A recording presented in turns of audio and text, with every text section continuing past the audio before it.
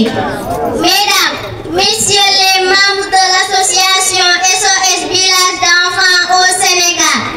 monsieur le directeur national de SOS Village d'enfants au Sénégal et son staff, monsieur le manager du site SOS Village d'enfants à Dakar et son équipe, mesdames, messieurs les autorités locales, coutumières et religieuses, délégués de quartier, imams, conseillers municipaux, Badjenougo, chers invités, chers enfants, par ma voix, les clubs d'enfants du projet SOS Village d'enfants à Dakar vous souhaitent la bienvenue. Nous sommes très contents de vous accueillir parmi nous. Nous voilà encore une fois réunis dans le cadre de la commémoration de la 35e édition de la Journée internationale des droits de l'enfant du 20 novembre afin de promouvoir le respect des droits de l'enfant. Nous voilà une fois réunis en effet, la Journée mondiale de l'enfance et la Journée d'action internationale de l'UNICEF organisée pour les enfants et par les enfants. C'est l'occasion pour nous de vous faire part de nos idées et perspectives pour un monde plus égalitaire et plus inclusif à l'endroit des enfants d'ici 2050. Le thème de cette année est pour un futur respectueux des droits de l'enfant. Il est indispensable d'écouter dès aujourd'hui la voix des enfants et des jeunes. Malgré l'adoption de la Convention internationale relative aux droits de l'enfant en 1989, les enfants voient toujours les droits les plus élémentaires. Droit à l'éducation, droit à la santé, droit à un environnement sain, droit à la participation, etc. bafoués, voire ignorés. Ainsi, nous profitons de cette occasion pour lancer un appel afin que les autorités et les adultes soient plus attentifs aux préoccupations des enfants. Chaque enfant a le droit de donner son avis, de se voir écouté et pris en compte par les adultes. Invitons les enfants à exprimer leurs perspectives et idées pour 2050. Nous vous remercions de votre aimable attention. Que la fête soit belle. Le 35e anniversaire de la Convention internationale des droits de l'enfant. Donc, la Convention internationale des droits de l'enfant, c'est une structure qui assure la protection des droits de l'enfant au niveau international. Donc, chaque 20 novembre, cette journée est célébrée. Donc, pour une participation massive de tous les enfants, donc cette année-ci, on a dû le reporter jusqu'au 30 septembre pour une participation massive de tous les enfants. Parce que ça a coïncidé avec une journée, un jour ouvrable pour les enfants de aller à l'école. C'est pourquoi nous avons jugé nécessaire de la célébrer aujourd'hui. Alors, SOS Village d'enfants, comme vous le savez, est une structure de protection. Donc, vous ne pouvez pas rester les 3D sans participer, mais sans célébrer cette journée vraiment aussi bien importante que la protection des droits de l'enfant. Parce que SOS est une structure avant tout de protection des droits de l'enfant. Aujourd'hui, nous sommes présents dans 5 régions du Sénégal, à savoir Dakar, Kaolack, Tambacounda, Louga et Ziguinchor. Pour le projet de Dakar, nous avons 2 projets standards. Quand on parle de projets standards, donc c'est des projets qui ont donné naissance aux autres projets, à savoir la prise en charge alternative et le renforcement de la famille. Donc le renforcement de la famille, c'est un projet communautaire. À côté de ce renforcement de la famille, nous avons le programme de renforcement communautaire qu'on appelle le PACO, qui intervient à Pékin, avec 867 enfants pris en charge au niveau de 146 familles. Au niveau de Pékin. Au niveau des Parcelles Assainies, nous avons 58 familles qui prennent en charge 280 enfants. Donc, L'organisation cette année, c'est le renforcement de la famille des Parcelles Assainies, unité 22, 24 et 25 qui nous accueillent aujourd'hui. Donc pour vous dire que SOS Village d'enfants, en dehors des enfants que nous prenons en charge au niveau des villages, nous pensons aussi à la communauté. Nous mettons l'accent sur la prévention. Nous prenons en charge les enfants dont les parents n'ont pas les moyens de les prendre en charge pour mieux préserver leurs droits d'aller à l'école, leur droit de se soigner, leur droit de manger, leur droit à un droit, etc. et aux lois. Donc pour vous dire que le cœur du métier de SOS Village d'enfants, vraiment c'est la protection des droits de l'enfant. Donc cette journée, vraiment, nous ne pouvons pas rester mains croisées sans la célébrer. Donc au nom de François Diada, qui est le manager du site absent, qui est hors de Dakar, donc je déclare ouvert vraiment l'activité. Voilà, maa ngi leen di nuyu yéen ñëpp mbooloo mi maa ngi leen di nuyu yéen ñëpp voilà di nuyu ñi nga xam ne directeur d'école yi ñi nga xam ne yónni na la école bi ak invité yi nga xam ne ñëw ci toog tey voilà maa ngi ñëw ci turu maire di leen remercier di rafetlu jeetaay bi maire bëggoon na fi teew waaye dafa am yeneen nit yoo xam ne ñoo ko moo tax mu la yegg si fii tey moo tax mu yónni ma may ñëw indi leen remerciement ak félicitation bu baax ci yéen xale yi di leen wax ne dégg nañu li ngeen wax fii yëpp l'enfant li ngeen ko waxee a droit à l'épanouissement. L'enfant a besoin d'être écouté. dañ leen war a déglu yéen xale yi may leen nopp bu baax di sóoraale seeni mbëbët ak seen yaakaar ci société bi wax ngeen dëgg wax ngeen ne vous avez besoin d'un environnement sain ma leen di wax ne monsieur le maire Aboubacar Diamil Sané ci programme am yëpp fàttewul xale yi seen environnement au niveau de l'école dans les quartiers loolu yëpp ñu ngi ci liggéey ñu ngi ci xalaat pour nu ñu mën a dabee seen bànneex voilà donc ni ma ko waxee rek vous avez besoin d'être écouté vous avez droit à la santé bu ngeen feebaree ngeen war a faju vous avez droit à la nourriture vous devez être vos parents doivent vous vêtir se sacrifier pour vous parce que vous êtes appelés demain à être des responsables de ce pays. Mais je dis aussi ni ngeen amee droit yéen xale yi parents yi war leen toppatoo société bi war leen toppatoo yéen tamit vous avez des devoirs envers vos parents. Seen parents yi ni ñu sonnee ci yéen pour ngeen réussir pour seen éducation yéen tamit war ngeen góorgóorlu pour les satisfaire ngeen jàng bu baax au niveau de l'école ngeen am des comportements vraiment responsables au niveau de la société. dégg nañu bu baax li ngeen wax seen représentant bi Aïssatou Ndiaye lii mu ma jox xam leen ne dinaa ko yeggee dinaa ko jox maire waaw may dellu si waat rek di leen wax ne maire fàttewu leen yéen xale yi au niveau des Parcelles Assainies unité 24 22 24 ak 25 ak xale yi nekk Parcelles yëpp vraiment ñu ngi leen di féliciter seen journée bi di féliciter tamit xam naa am na yeneen xale yoo xam ne ñu ngi jógee ci yeneen bopp ñëw fekk si leen di leen encourager di leen yokk courage di leen wax rek ne maire ñu ngi fi ñu ngi taxaw di leen déglu am leen bu ngeen amee accès au niveau de la mairie bu ngeen ñëwee di ngeen gis ñu leen fa recevoir déglu leen yéen xale yi jàppale leen ci seen i bëbët ak ci seen i souhait vraiment au nom du maire donc maa ngi leen di dalal fii jàmm di leen dalal jàmm au niveau de l'école PA 22 des Parcelles Assainies. Bonne fête et félicitations à tous les enfants. C'est relatif aux droits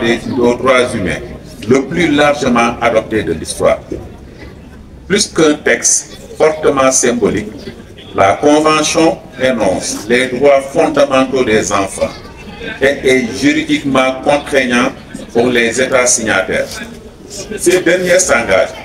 à publier régulièrement les rapports qui permettent au Comité des droits de l'enfant des Nations Unies de contrôler la mise en œuvre effective, n'est-ce pas, donc, du traité. Donc, nous avons convention bi lu mu jëmmal dafay jëmmal donc déjà ñu ko signé woon le 20 novembre 1989 boobu ak léegi yàgg na ñu ne lu toll ci téeméer ak juróom-ñeent fukk ak juróom-ñaari réew te Sénégal bokk ci xaatimoon nañu d'accord ci li nga xam ne moom la ñu wax ci droit yi da ba pare xaatim bi dafay signifier que ni dañoo taxaw ngir ñu doxal ko loolu lépp ñu waxoon ne lii lañ war a def ci droit de l'enfant ñu nekkoon dañ ciy d'accord te ci biir loolu nag ñu jàpp que ne quand même convention bi bokk na ci convention yi nga xam ne moom la ay réew gën a fullaal gën a dëggal te gën a nangu donc ci par rapport ak suñ ko xoolee ci yeneen i convention yi nga xam ne daan nañ ko gis ñu koy jëfandikoo toujours ci contexte bi ñu ne les enfants sont plus vulnérables que les adultes. Ils n'ont ni droit de vote ni influence politique ou économique. Pourtant, leur développement sain est crucial pour l'avenir de toute société. La Convention est donc un traité fondamental qui assure leur protection et le socle de toute l'action de l'UNICEF. Donc, nous avons xale yi mënuñu voter bañ nañ ba xale bu am carte d'identité dañuy bind ci ginnaaw carte d'identité ne peut pas voter ñu ne xale yi tamit am na donc amuñu ndogal ci doxalinu politique est-ce que yooyu yëpp jaarul mën nañ bañ a voter waaye xëy na mën nañ am xalaat ci dogalu politique ñu ne donc loolu donc moom moo tax ñu ne nañu xool la nga xam ne suñ ko tëralee dañ fexe ba lépp li nga xam ne salfaañe woon nañ ko ci ak yelleefu xale yi ñu mën ci delluwaat ngeen mën di ci donc di ko jëfee ñu ne kon loolu moom mooy li nga xam ne ba ñuy signé convention bi loolu la ci waa UNICEF bëggatoon ngir ñu donc signé convention maintenant ñu dem ci suñ jógee ci li nga xam ne moom la convention wax dañuy dem ñu xool que contient la convention des droits de l'enfant lan mooy taxawaay lan mooy jëmmal convention boobu ñu ne loolu dañ koy tënk ci ñaari taxawaay ñi ci ñeenti taxawaay bi ci jiitu mooy la non discrimination bañ a boddi kañuy wax bañ a boddi nag bañ a boddi xale yi la ñuy wax l'intérêt supérieur de l'enfant ñu ne xale bi dañu war a xool la nga xam ne moo gën ci moom ñu koy jëfee damay joxe rek benn exemple bu ndaw ci couple bu divorcé souvent xëccoo dafay am ci kan mooy denc xale yi waaye dañu ne su juge bi waree tranché dafa war a xool li nga xam ne moom moo njëriñu xale bi bu boobaa fa njëriñu xale bi ëppee ci kooku la ñuy wax ne kooku moom moo war a donc yor xale bi donc moo tax ñu ne kon lépp lu ñuy def dañu war a xool lan mooy njëriñu xale bi l'intérêt supérieur de l'enfant le droit de vivre survivre et se développer ñu ne xale bi dafa war a dund waaye dafa war aussi bu amee ay jafe-jafe mën ci génn ngir mën a continuer dundam waaye tamit dafa war a avancer dafa war a jóge ci xale jëm ci mag dafa war a jóge ci ñàkk jëm ci am dafa war a jóge ci ñàkk mën dem ci mën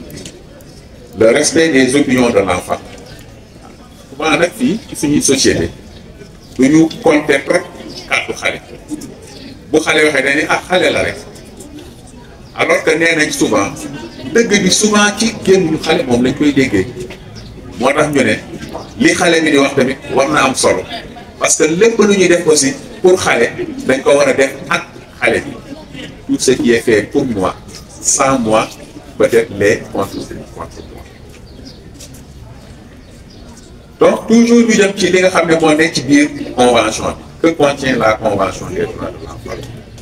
Parmi les 54 articles de la Convention, il est énoncé que chaque enfant a le droit d'avoir un nom, une nationalité, une identité, le droit d'être soigné, protégé des maladies, d'avoir une alimentation suffisante et équilibrée,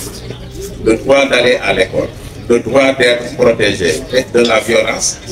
de la maltraitance, de toute forme d'abus et d'exploitation, le droit d'être protégé contre toutes les formes de discrimination, le droit de ne pas faire la guerre ni la subir, le droit d'avoir un refuge, d'être secouru, d'avoir des conditions de vie décentes, le droit de jouer et d'avoir des loisirs, le droit à la liberté d'information, d'expression et de participation, le droit d'avoir une famille et d'être entouré et aimé. Donc c'est dire que ne dañu jukki rek ci biir 54 articles yi nga xam ne jàpp nañ ne xëy na war nañ ko gën a mën a fësal mais xale bi donc dafa war dañ ko war a tudd xale bu juddu dañ laa war a tudd jox la tur da ngaa war a am tamit dëkkuwaay maanaam dañ la war a jox une nationalité waaye dañ laa war tamit xàmme ràññee la mooy une identité. Le droit d'aller à l'école xale bi dafa war a dem école bu ñu waxee école nag du ne rek école française am na école coranique aussi école la. Donc liñ fii bëgg a wax rek mooy xale bi dafa am droit à l'éducation dafa am droit pour dem jàngi. Le droit d'être soigné donc xale bi bu feebaree dañ ko war a faj te faj bi tamit war nañ fexe ba nga xam ne danañ ko yombalal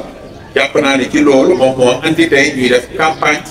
nationale ci rougeole ak rubéole pour mën a protéger xale yi ngir ci feebar yooyu nga xam ne ay feebar yu mën a lor xale bi la wala mën a gàllankoor màggu xale bi wala donc épanouissement wu xale bi. Donc, le droit d'être protégé donc de la violence war nañu fexe ba nga xam ne xale bi duñ ko bàyyi mu nekk ci fa nga xam ne war nañ ko fa mën a ërtal war nañ ko fa mën a sonnal war nañ ko fa war a métital kon ñun dañoo am pour di nekk def xale ci environnement boo xam ne environnement bu mucc ayib lay doon environnement bu sell lay nga xam ne du am ay mbiru xeexoo du am ay mbiru xuloo du am ay mbiru donc jàppante. Je pense que loolu aussi donc dañ ci war a bàyyi xel te xale bi tamit kenn waru ko jëfandikoo ci ëpp li nga xam ne moom la ñu lu ëpp ci li nga xam ne moom la ñu doy xel mooy les armes. Le droit d'être protégé contre toute forme de discrimination wax nañ ko fi sax mooy kenn warul booti xale yi le droit de ne pas faire la guerre ni la subir tey jii am na ci télé bi yéen a ngi xool soo demee surtout ci côté Centrafrique ci ay guerre yu bëri yu fa doon am da ngay gis lu ñuy tuddee les enfants soldats. Enfants soldats yooyu gis ngeen souvent donc jàpp nañ ne ñoom tollaguñu ci waxtu woo xam ne war nañu bokk ci xeexu mag bi war nañu participer yooyu nee nañ kon xale bi non seulement warul bokk ci guerre bi waaye war nañ fexe ba nga xam ne guerre du am pour que xale bi di vraiment di ko mën di subir. Le droit de ne pas faire la guerre ni la subir, le droit d'avoir un refuge, d'être secouru, n'est-ce pas? Donc xale bi aussi su juddoo dañ ko war a wutal dëkkuwaay. xale bi warul judd rek ñu bàyyi ko mu ne ci mbedd mi moom mooy andi li ñuy tuddee partement bi donc pour éviter à ce que xale bi versé wu ci loolu dañu war a fexe ba nga xam ne xale bi dañ koy wutal fu mu dëkk donc ñu leen droit de liberté d'information ça ne veut pas dire que ne xale la rek ne kenn warul di ko xamal warul di xam tamit li nga xam ne moom mooy xew ci dëkk bi preuve bi mooy xale bi jigéen bi taxaw fii sànq def discours bi la mu wax je pense que ne ku ko déglu da ngay jàpp ne sax ne mag moo ko wax loo c'est pour dire que ne xale yi aussi dañu am droit à l'information donc le droit aussi d'avoir une famille et d'être entouré et aimé xale bi dafa war a dëkk ci kër dëkk ak ay nit waaye tamit dañu war a bëgg xale bi ngir permettre ko xelam gën a mën a ñoom parce que souvent bu xale nekkee ci ay heurteurs ak yooyu dafay freiner développement intellectuel la kon loolu aussi donc ay donc baaxul ci xale yi.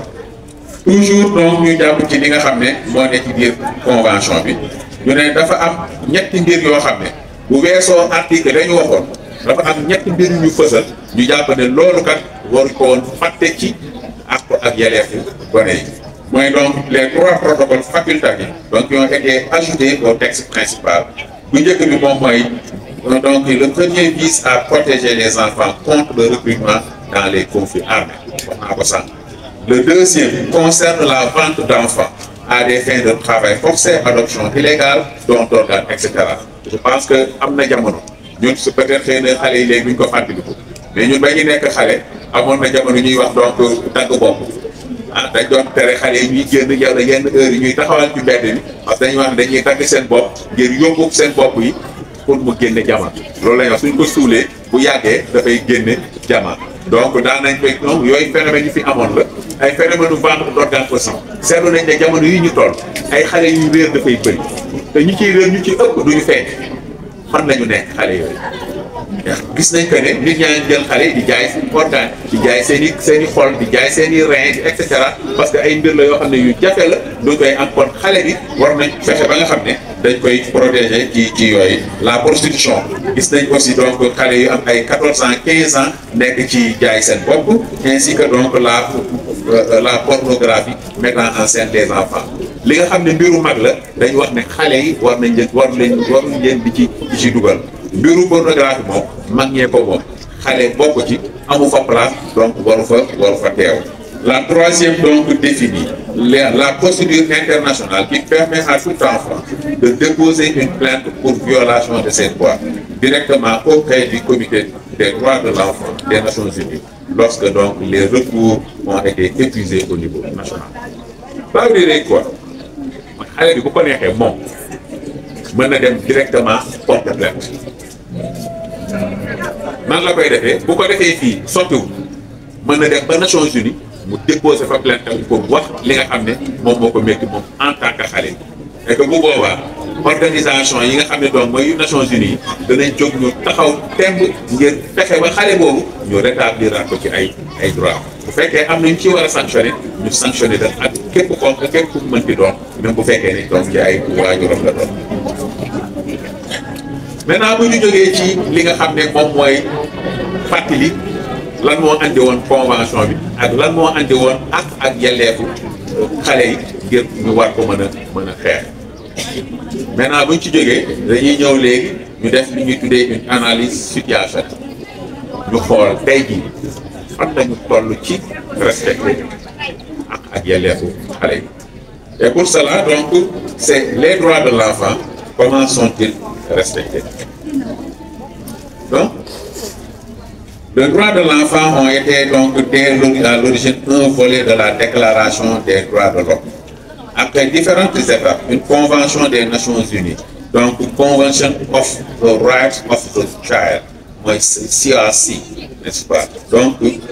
définissait en novembre 1999 ces droits avec application prévue pour septembre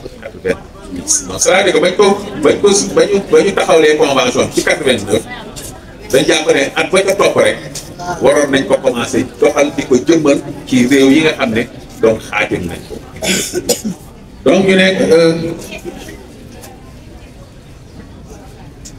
donc ñu ne convention boobu moom mooy donc bi nga xam ne moom mooy convention pour les droits de l'enfant donc a été ratifiée par la plupart des pays. Aucun autre texte concernant les droits de l'homme soit un enfant sur 8 juróom-benn xale yooyu jël ci biir àdduna bi au moins kenn gi nekk na ci situation bi nga xam ne moom dañ leen wax léegi. Travail dangereux qui demanderait une interruption immédiate liggéey bi nga xam ne jàpp nañ ko ne baaxul ci xale yi waaye dañu war taxaw temm pour que tey benn xale dootu nekk ci liggéey boobu. ñu ne liggéey yooyu bañ ko xayma jàpp nañ que ne 111 millions donc téeméer ak benn million xale ñu ngi nekk ci situation boobu et pourtant dañu wax ne liggéey yooyu ñu leen xale yooyu nekk dañ ko war a takkal tey. cela veut dire que kon bu ñu toogee continuer di ko seetaan kon musiba mën na am ci màgginu xale yi te bu xale yi dañuy fàtte ñooy nekk magi ëllëg te soo ma waxee sa ndaw tey mu mën la wax lan mooy nekk sa magu ëllëg. Activité donc intrinsèquement condamnable yi nga xam ne moom waruñ ko sax nangu xale ñu ko koy teg mooy donc la prostitution mooy di jaay sa bopp xale buy jaay boppam l'esclavage xale boo xam ne dañ koy jël def ko bu mu jaam et donc la traite maanaam jël xale yi di leen jaay donc et ensuite donc le recrutement forcé pour conflit armé maanaam xale yi nga xam ne dañ leen di jël ñu nekk ci guerre yi. ñu ne loolu buñ ko xaymaa ci àdduna bi mu ngi toll ci juróom-ñetti millions donc ñuy tegtal ñeenti téeméer donc ñu teg leen ñeenti junni millions yoo xam ne donc ñu ngi ci situation boobu. donc il s'agit généralement de petites entreprises ne respectant aucune législation. On peut citer les fonderies, les ateliers de verrerie ou textiles, les fabriques de tapis. Les locaux souvent mal aérés ont été désignés comme ateliers à sueur, suite workshop. fekkee dañ koy wax ci baatu anglais mooy que ne fi nga xam ne dañ gën a gis xale yi ñuy donc ñu leen di liggéeyloo mooy ci ñi nga xam ne mooy ci biir nit yi maanaam tey boo demee fu mel ne comme ay Sabadola dañuy jël xale yi di leen liggéeyloo ci fi ñuy gasee or te ñëpp xam nañ danger yi nga xam ne mu ngi ci gasum or ñu ne tamit dafa nekk ci li nga xam ne mooy ci industrie maanaam ci usine yi fi nga xam ne moom la ñu nekk dañuy faral di liggéeyloo xale yi ci usine bi te du ci ëpp fañ leen di liggéeyloo respecté wuñu benn yoon donc àq ak yelleef xale waaye tamit respecté wuñu benn yoon li nga xam ne moom mooy yoonu dëkk bi. nee nañ tamit gis nañ ko ne fañ leen di gën a gisee mooy ci fonderie maanaam comme fi nga xam ne boo tey bu fekkee ne ci Sénégal la mën nañ wax fa ci biir mbaaru tëgg yi ay fonderie la fa ñuy defaree aussi fer bi fonderie la et cetera nee nañ dañ leen faral gis xale yi ñu leen di liggéeyloo foofu n'est-ce pas ak fi nga xam ne tamit dañuy defaree verre fa atelier yi ñuy defaree verre jàpp nañ ne dañu leen fay gis ak atelier yi nga xam ne dañ fay defaree tissu tey peut-être ci ràbb bi ràbb traditionnel yi gis ni ci ràbb yi xale yuy ràbb dañuy gis aussi ci yenn usines yi nga xam ne dañ ko industrialiser ñuy defar ay tissu aussi xale yi dañ fay n'est-ce pas donc faral di nekk et que ñu jàpp que ne yooyu nga xam ne lim naa ko léegi dañ koy mën a jàppee ci liggéey yi nga xam ne liggéey yu lay ñàkk loola mooy liggéey yi nag ñuy nekk di ñàkk donc cela veut dire que ne liggéey booy liggéey di ñàkk cela veut dire que ne yaa ngi nekk di utiliser sa doole ngir bàyyi ko fa kon saa yoo fa jógee rek am na loo xam ne ci sa doole bàyyi nga ko te loolu jàpp naa ne xaaruñ ko ci taw gis nañ ne tamit xale yi dañ leen di utiliser ci mbéy mi donc ci mbéy mi donc jusqu'à 1/3 de la main d'œuvre agricole dans certains pays en développement jàpp nañ que ne bu ñu jëlee àdduna bi ñu xaaj ko ñetti xaaj jàpp nañ ne benn xaaj bi ay ndaw la yoo xam ne ñu ngi leen di jëfandikoo ci biir tool yi donc ñu jàppaat ne beneen catégorie aussi comporte les enfants en servitude ou même les esclavages xale yi si ñi nga xam ne dañ leen di faral di jaay wala tey jii su fekkee Sénégal la ñu jàpp ci ay mbindaan donc mbindaan yi ci xale liggéey yi ñuy nekk souvent dañuy gis ay xale bu vacances jotee dañuy jóge ci àll ba ay 10 ans 12 ans ñu ñëw fii ne dañuy ñëw pour mbindaan si gis ne suñu amee dara ñu mën a dellu mën a am couverture donc ñu ne yooyu yëpp donc gis nañ ne xale yi dañ leen di jëfandikoo ci domaine yooyu ce sont donc le plus souvent des fillettes de moins de 13 ans dont l'isolement favorise l'exploitation. Dans certains pays africains, des enfants destinés à la domesticité ou à la prostitution sont mis en esclavage encore plus tôt dès l'âge de 5 ans. kon xam nga doon lu garaaw xale bu am juróomi at soo commencé donc di koy sàkkoog yooyu di ko defloo yenn yi jàpp naa ne loolu bokkul ci li nga xam ne moom mooy bu rafet. Il y a aussi les filles astreintes à des tâches domestiques à temps plein moom mooy mbindaan ñi ko doon wax donc chez tous évidemment l'absence de scolarisation entraîne l'analphabétisme donc bu ci demul école effectivement da ngay nekk koo xam ne dañ lay jàppee analphabète. Les données précédentes doivent être complétées par une étude posée, par une étude des causes. Pourquoi les enfants travaillent-ils et des conséquences qu'entraîne ce travail prématuré. Donc, ñu commencé ko ci lan mooy nekk donc cause cause ba donc les causes sont majoritairement d'ordre socio culturel et économique. ñeneen ñi faral di andi ñuy liggéey loo xale soit dafay nekk suñuy aada ak cosaan waaye yenn saa yi ci ëpp tamit dafay nekk ci réew yi nga xam ne seen i loxo jotul seen ginnaaw lool. ñu ne ci yooyu nag ñu mën ci ràññee yii li ci jiitu mooy la pauvreté et l'analphabétisme des parents sous-développement donc rural. li ci topp moom mooy différence de salaire avec celui des adultes exigences physiques et spéciales. c'est-à-dire que puisque xale yi boo ko jëlee li koy fay lu bëri souvent da ngay préférer ci place su mag nga jël xale ci place donc ñu ne yooyu tamit bokk na ci li tax ñuy faral di liggéeyloo xale yi. Absence ou décès du père, emploi et absence des parents. C'est vrai que souvent aussi ñi faral di def nekk liggéey yooyu mooy ñi nga xam ne ay orphelin maanaam ay baayo lañ donc baayo yi souvent donc ñi leen doon jàppale bu fi nekkatul dañuy faral di dem di liggéey ngir mën donc di daan seen doole ngir mën a dund. Famille nombreuse, absence de confort. Bon nee nañ tamit souvent kër yi nga xam ne donc xale yi dañoo bëri d'habitude parents yi du ñu am possibilité di leen contrôler wala di leen surveiller wala di leen dundal ñoom ñëpp loolu mooy tax souvent xale yi dañuy mën di génne di dem di liggéey. Après loolu la ñu ne donc lan lay jeexital di ci liggéey yooyu Mais donc, les conséquences peuvent être graves pour la santé de l'enfant, exposé à des toxiques dans certaines conditions, telles que les produits chimiques, les industries du cuir, celles des tapis, par exemple. Donc, nous avons des utiliser des produits chimiques. Donc, bu xale bi commencé teel a nekk en contact ak donc produits chimiques yooyu mën na am ay jeexital n'est-ce pas ci wérgu yaram xale bi. Le travail des mines comporte un risque donc de silicose dans la construction, dans l'agriculture. Donc, on demande à un enfant les mêmes efforts qu'à un adulte, provoquant par des troubles de développement et de la croissance. Fu ñuy liggéey loo xale bi puisque dañ koy jël remplacer ak mag dañuy bëgg la mag bi doon mën a liggéey foofu ñu bëgg xale bi aussi andiwaat njëriñ boobu ci liggéey bi et te jàpp nañ ne yooyu nag dafay am ay jeexital en quelque sorte donc ci màggu xale bi dafay am jeexital ci développement xelu xale bi donc moo tax ñu ne kon liggéey yooyu donc ba baaxul moo tax ñu ne jeexital yooyu mën na ko ci am. Maintenant nag bu ñu jógee ci jeexital yi léegi nag dañuy xool quel avenir pour le respect des droits de l'enfant lan la ñu war a def ngir ak yelleefu xale yi ñu mën ko respecter. Donc ñu ne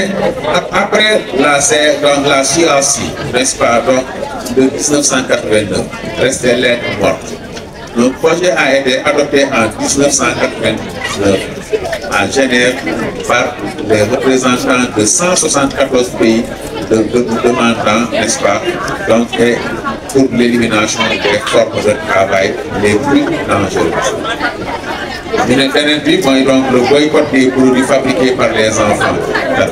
Mais le problème bi mooy donc boycott bi soo boycotté produits yooyu mën na am beneen jeexital moo tax su fekkee dama boycotté produit maa ngi wàññi économie wu donc dëkk boobu et en ce moment là est-ce que kon boycott bi solution la wala li war a nekk solution mooy su ma fa jëlee su ma defee boycott danaa andi leneen loo xam ne dana mën a remplacer le manque à gagner bi nga xam ne ñoom dañ koy am ci seen i sociétés yooyu parce que sociétés yooyu aussi pas pour tous dire il faudrait que mu nekk ay sociétés yi continuer dox moo tax ñu ne ces effets peuvent aussi être pervers et le débauchage conduit les enfants à se tourner vers d'autres métiers plus informels et dangereux dont la prostitution, n'est-ce pas? Donc le boycott n'aurait pas de sens que s'il était accompagné d'une rescolarisation. Donc ma waxoon léegi ne loolu lu am solo la bu ñu boycotté rek pour boycotter waaye nañ suñu boycotté nañ andi yeneen solution sinon allez mën nañ def ci yeneen yu gën a bon yeneen yoo xam ne mooy li nga xam ne mooy exposition bi ñu amoon fii par rapport ak produits chimiques yooyu. Maintenant ñu ne léegi toujours le droit des enfants quelles mesures préconisées pour donc remédier donc à ces respects-là ñu ne mesure bi ñu war a njëkk a jël mooy l'élimination immédiate des travaux dangereux. mooy wax naa ko ci kaw élimination wax naa yan mooy travaux dangereux yi kon ñu ne première mesure mooy ñu fexe ba xale yi dootuñ fa liggéey. beneen bi ci topp mooy l'enseignement obligatoire et gratuit maanaam xale bu juddu da nga war a forcément dem école tey boo dee. ñëwaat na ci ñëw na également ci les cadres principaux directeurs de la convention donc à savoir la non discrimination maanaam waruñu boot di benn xale. muy xale bi nga xamante ne nii tey jii dafa xees dafa ñuul wala dafa am laago xale la comme xale yëpp donc kenn warul boot di benn xale. l'intérêt supérieur maanaam ak nu mën di demee ne ñu jiital ak yelleefu xale bi vie survie et développement de l'enfant. tëjee beneen bi nga xam ne mooy le respect des opinions de l'enfant dañu war a déglu xale bi mais aussi li muy wax dañ ko war di jëmmal. ñëw na aussi ci 54 articles yi ñëw na ci nationalité ñëw na ci droit à la santé donc ne pas subir la guerre la non violence donc di ay articles yoo xamante ne nii day jëmmal ak yelleefu xale yi ñun ñi teew fi ñun ñëpp ñu war a sàmmante ak loolu. ñëw na également ci yenn jafe-jafe yi nga xamante ne nii xale yi ñu ngi koy dund gis nañ ne xale yu bari ñu ngi leen di liggéeyloo. donc te loolu xam nañ ne jaaduwul ñun ñi xëy na am na ñu koy def daan nañ ci bàyyi xel wala daawuñ ci bàyyi xel mais tey jii information yi nga xamante ne nii tey Mamadou Ndiaye jox nañu ko war na tax ñu gën ci bàyyi xel xëy na am na ñoo xamante ne nii seen kër jëloon nañ fa ay xale ñu leen di jàppale ci liggéey bi ñu leen di woy ay jàng amaguñu sax fukki at ak juróom donc yooyu tey jii ñu war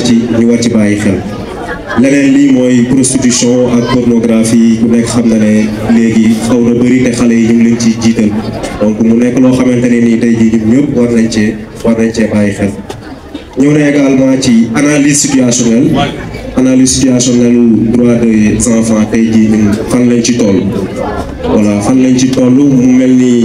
bi ñu dawalee 50 ans aussi li nga xamante ne nii yaakaaroon nañ ko ci àq ak yelleefu xale yi ba léegi des na donc ñu war a tegaat tey jii ay mécanisme war a teg ay solution ba nga xamante ne nii àq ak yelleefu xale yi dinañ ko gën a sàmm voilà. donc ci loolu aussi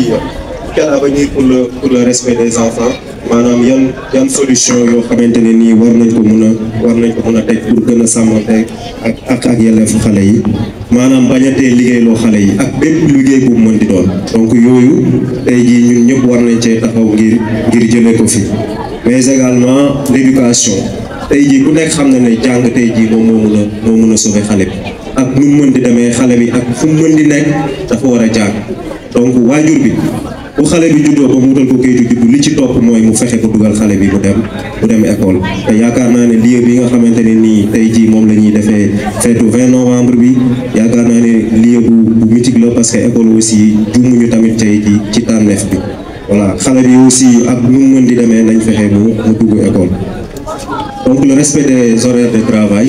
naam xam nañ ne xale bi waruñu ko liggéeyloo mais am na ci réew yoo xamante ne nii bu tollee ci yenn at yi xale yi mën nañ ko permettre mu liggéey mais dafa am horaire boo xamante ne nii daf ci war a yem donc waruñu ko méngalee ak mag donc mag bi bu mënee liggéey peut-être 10 heures de temps 12 heures de temps xale bi donc war na mën a def peut-être 6 heures de temps bu bëri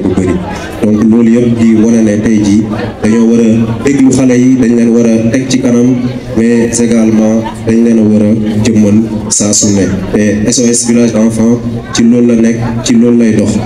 ba tax na ci thème boobu noonu am na keneen koo xamante ne nii dina ci àddu muy Vieux Waly Faye Ndiaye di conseiller national en protection de l'enfant moom nag fi nga xamante ne nii ci la war a accès communication maanaam fi nga xam ne ci la war a gën a àddu mooy naka la SOS di taxawee ci thème bi nga xamante ne nii moom lañ tànn tey donc. depuis boobaak léegi tamit état bi nekk ci ay jéego yu bëri pour sàmmonteeg attaque yelleefu xale ñëw na ci sànq ba ci domaine bu mu mën a doon nag boo ñëwee ci côté éducation gis nañ fi ay politique yoo xam ne nii yombal na njàng bi gis nañ fi tamit ay classe ak ay écoles yu ñu tabax ay gox yoo xam ne nii xëy na jàng ba xawoon na ci sooxe gis nañ sax ay politique yoo xam ne nii da doon favoriser un peu l'éducation des filles avec à travers la SCOFI n'est-ce pas mu dem ba doon ay problèmes yu fi nekkoon ci wàllu éducation yi du rek nga ñëw ci wàllu protection de l'enfant ak droit de l'enfant mën nañoo citer ay documents yoo xam ne ni état du Sénégal taxawal na ko yu ci mel ni stratégie nationale de la protection de l'enfant mais aussi ak yeneen xeetu politique ak ay lois yoo xam ne état du Sénégal teg na ko ngir jëmmal rek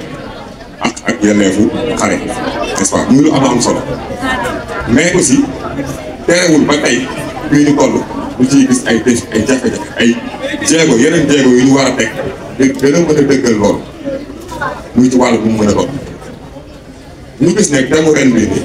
c'est un appel à l'action mais aussi un appel à la prise de responsabilité surtout de la part des enfants n'est-ce pas parce que bu ñu ne pour un futur respectueux des droits de l'enfant d'ici 2050 écoutons les enfants mu mel ni kon jafe-jafe yooyu ñu nga xam ne nii ñu ngi koy seetlu après bi ñu tegee jéego yooyu yëpp ba pare terewul ba léegi yeggaguñ fi ñu bëggoon egg wax na ko sànq ci biir exposé lan lañ war a def léegi pour dëggal loolu noonu muy le respect vraiment des droits de l'enfant thème bi ñëw mel ni lu indi solution parce que ñun à SOS village d'enfants lii daf ñu see fekk thème bi très franchement parce que bu ñu nee écoutons les enfants c'est-à-dire ku wax loolu yaa ngi convoquer un peu la participation de l'enfant bien évidemment te participation dafa bokk ci droit de l'enfant au-delà des droits de l'enfant la participation c'est un principe n'est-ce pas donc nag ñu ne kon lii dafa ñëw comme une solution parce que wax na ko sànq tout ce qui se fait pour les enfants sans les enfants est fait contre les enfants n'est-ce pas bu ñu bëggee ne xale yi kat dañoo bëgg fii ak 2050 seen i droit seen i àq ak yelleef doon une réalité boo xam ne nii kenn dootu ko mën a contester mais mënuñ ko def sans pour autant ñu boole leen ci ndax ñoom it dañoo dafa yàgg ñu leen di xool comme ay récepteurs passifs yoo xam ne daal da leen war a defal n'est-ce pas yàgg na ñuy amal ay jotaay yu mel nii yoo xam ne boo ñëwee da ngay gis ñu teg musique xale yi fekk ree ñu tegal leen ñu lekk naan def seen prestation da toogee ne après mag ñu waxtaan ci lan lañ leen war a defal pratique boobu favoriser wul participation wala bu dee participation tamit ci échelle yi gën a baax n'est-ce pas mais à SOS bi dañuy prôné ci lépp lu ñuy def bu fekkee dafa incombé xale yi dafa en fait seen responsabilité da cee bokk dañ leen ciy jiital comme organisation journée bi tey bu ngeen seetloo li ñuy ñëwee malgré ñu fi tey yëpp xale yi seen bés rek ñoo jël parole ubbi wax def seen doléance jox madame le maire ak autorité yi partage ak tout le monde soog a commencé parce que ñun dañ leen di gunge rek n'est-ce pas seen journée panel bii man ñoom laa ciy gën a viser pour que ay ñu seen xam-xam màcc ci domaine boobu ñu ngi bi ñu jël la parole exprimer wu wax ñu dégg leen échanger ak ñoom autorité yaa ngi fi toog seen i autorité lañ suñuy autorité lañ mën a yóbbu loolu fa ñu mën a jëlee décision yi pour indi ay changements significatifs n'est-ce pas parce que foofu lañ toll kenn bi tamit loolu lay wax